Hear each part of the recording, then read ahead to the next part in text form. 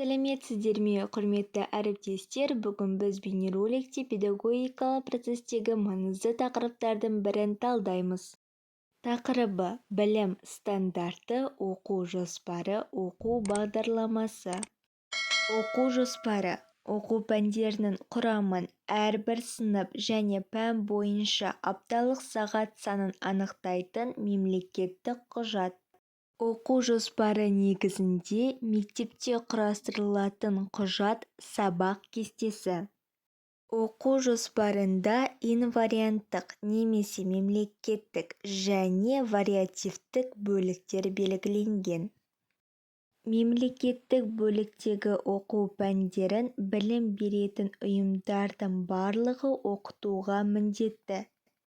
Мектептік бөлік баланың жеке ерекшеліктерін, қабілеттерін ескере отырып білім алуына мүмкіндік береді.